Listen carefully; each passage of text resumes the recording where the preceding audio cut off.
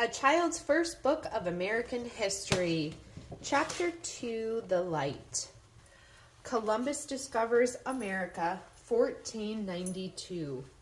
Christopher Columbus was born in Genoa sometime during 1451. Papa Colombo, as the name was spelled in Italian, was a wool weaver, and perhaps possessing prophetic insight, he named the lad after the patron saint of sailors and travelers. Young Christopher helped his father at the loom, but his heart was never in the work. Whenever he could, he haunted the harbor of Genoa, a longed-for adventure under the sails.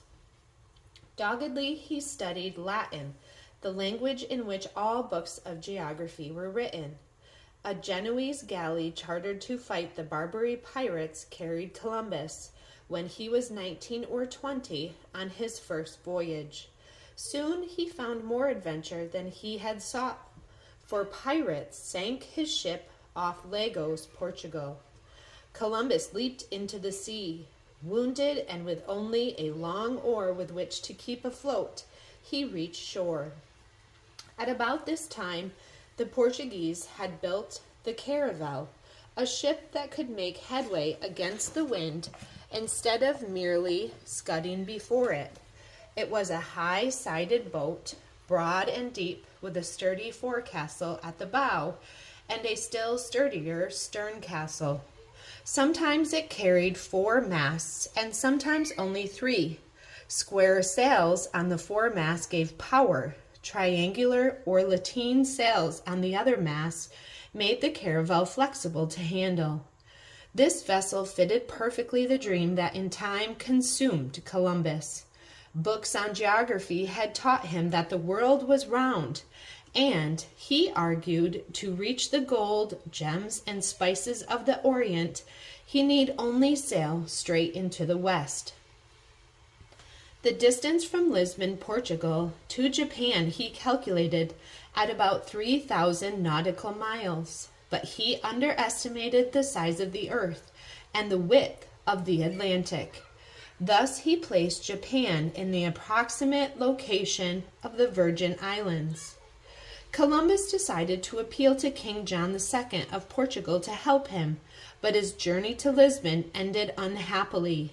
King John wondered what manner of rascal this upstart Columbus was, and whether he was really in his right mind. The king's authorities on navigation told him that Columbus's plan was ridiculous.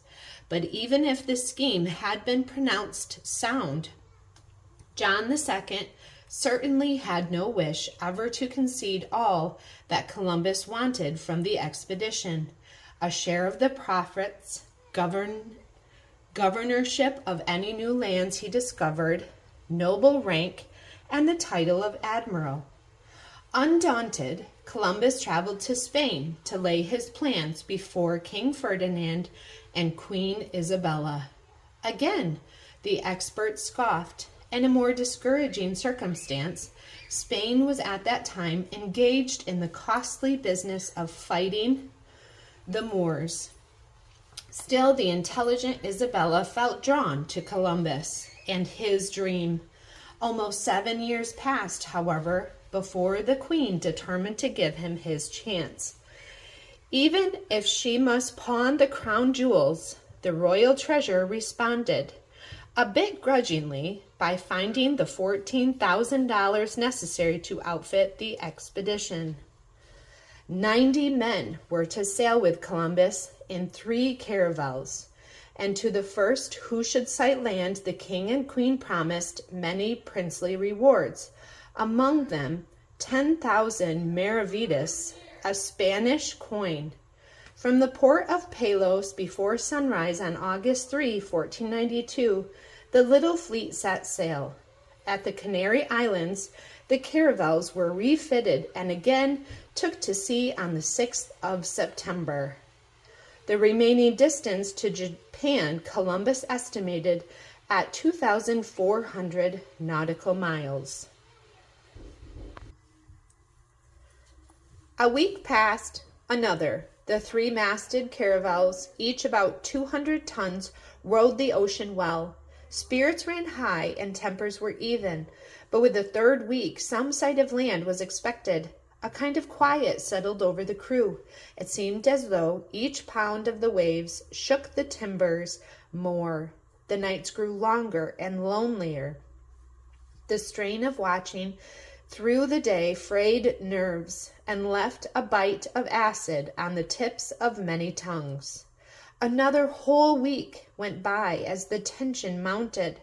Now they had sailed a month and seen nothing but oceans and stars, ocean and stars.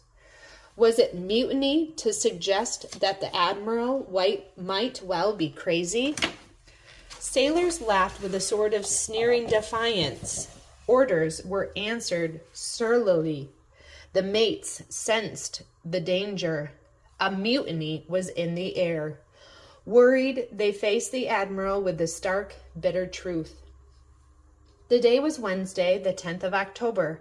Columbus replied cheerily. His men despaired too soon. They must think of all the riches they would gain when they reached the Orient. They were sailing well, 59 leagues per day and night, which would be 177 miles on land. At 10 o'clock that night, Columbus stood on the castles of the poop deck. Ocean and stars, God and faith were his companions. The frail caravel still bore west, with the Pinta, the best sailor, dipping first into the troughs of the waves and then bobbing up with her sides dripping in the moonlight. Suddenly Columbus shouted, calling for Pedro Gutierrez, a gentleman of the king's bedchamber who had sailed with him, and for Rodrigo Sanchez of Segovia, inspector of the fleet. "I think I saw a light," Columbus said. He asked them to look for a light like a wax candle burning, a light rising and falling. Gutierrez thought that he saw the light. Sanchez said that he did not. The three men stood uncertain.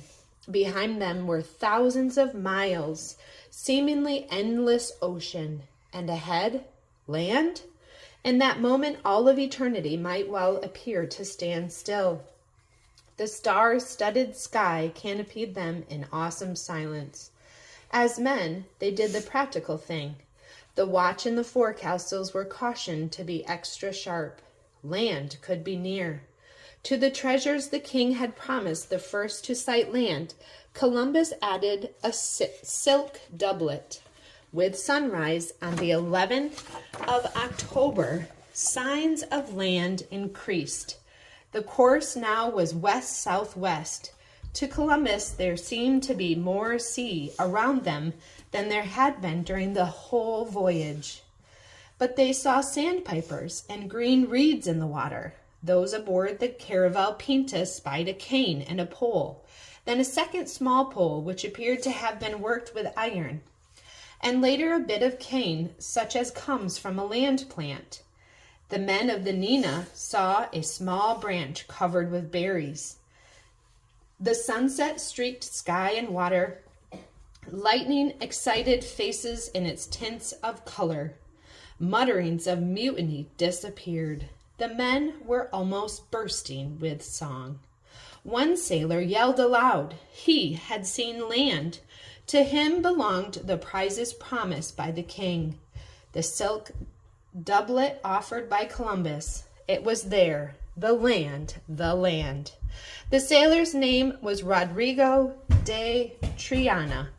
The vessels hove to, waiting for daylight. That Friday, the 12th of October, on a small island that the Indians called Guinani, Waddling Island in the Bahamas, Columbus stepped into the new world. He threw himself on his knees and kissed the earth. To God, he voiced his profound gratitude. Around him stood the naked natives. Green trees, heavily laden with fruit, made a canopy along the shore. Columbus drew his sword and seized the royal standard. Beside him walked two captains bearing the banners of the Green Cross, each with an F for Ferdinand and a Y for Isabel. The island the admiral renamed San Salvador. The men cheered and clutched his arm. Some kissed the hand that held the sword. Childlike, the friendly natives approached the white men. Soon, in exchange for beads and small bells, they were bringing parrots, cotton threads, and darts. Some of the Indians were painted black, some white, some red, and almost all wore long hair that had never been cut. A few took the sword that Columbus carried and through ignorance wounded themselves. Otherwise, however, the Indians seemed intelligent. They easily would make good Christians, Columbus wrote in his journal. So the epic story of discovery begun in the year 1000 AD by the valiant Leif Erikson ended that October 12th, 1492, on the sandy shores of the island the Indians called Guianani and Columbus called San Salvador. An even greater adventure would now unfold, for a new history had started. Our history.